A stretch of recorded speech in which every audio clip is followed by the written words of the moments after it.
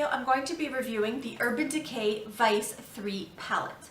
I'm going to be talking about price, packaging, quality, longevity, usability, and versatility, and whether or not I give this an overall yay or nay.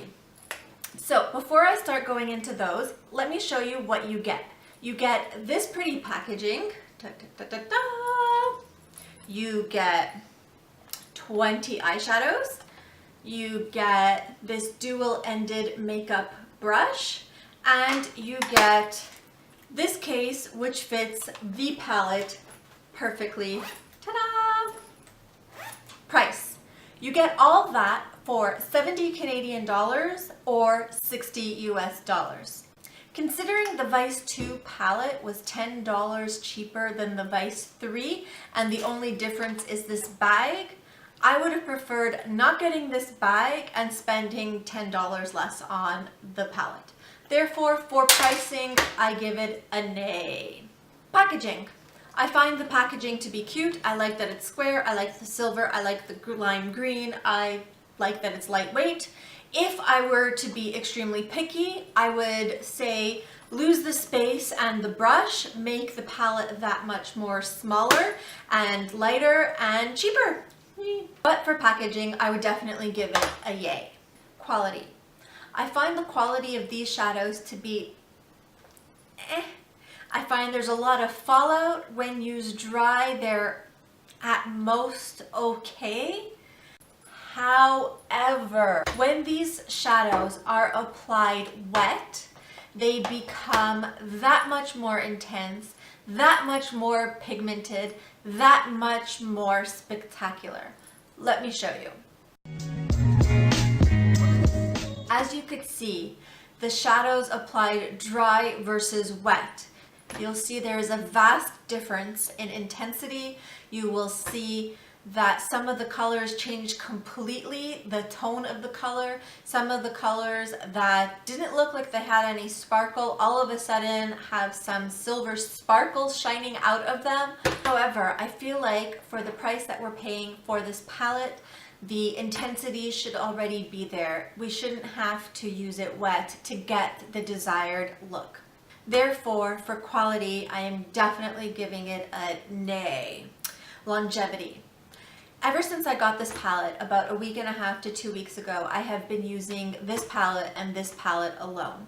I wanted to get a proper feel of these shadows and how they lasted using different bases, using different makeup looks, using different colors, using it all.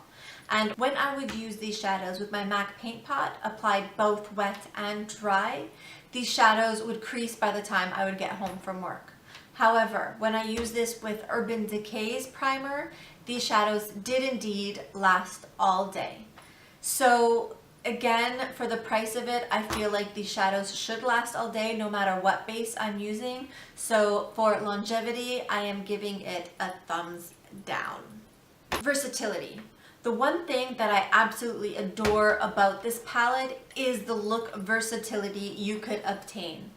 As you could see, neutral shades of this palette will let you have a completely neutral look if that is what you're going for. You could have a neutral look with a little pop of color. You could go completely full on color and intense.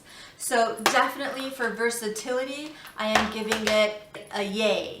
Usability. How I determined usability was, is this product good for any makeup skill level? Can anybody pick up this palette and use it? Is this palette conducive for a morning that you only have 5 minutes to put on makeup and before you have to run out the door? And what I determined, because you need to use this palette wet to get that desired intensity, I feel like the usability is not there. It is not just for anybody. You need an additional 5 to 10 minutes to put on the eyeshadows. So for usability, I will therefore have to give this a nay. Overall. Before answering the overall, I was asking myself a few questions.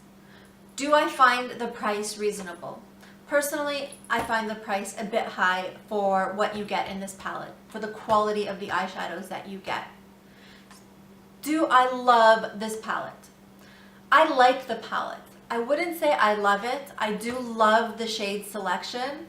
I do like it, but because of that extra 5 to 10 minutes that it's going to take me in the morning, I can't honestly say I love it. Because if I'm running late in the morning, I can't just take these shadows, throw it on quickly, and run out the door. Would I recommend this palette? No, I would not recommend this palette to just anybody.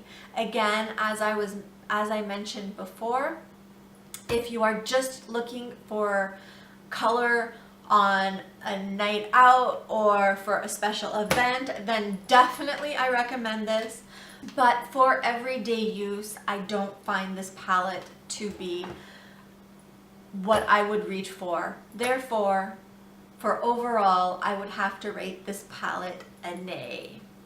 That is all for today. I hope you found this video entertaining and useful. But don't forget to leave me a thumbs up. Please like and share, and see you soon. Mwah!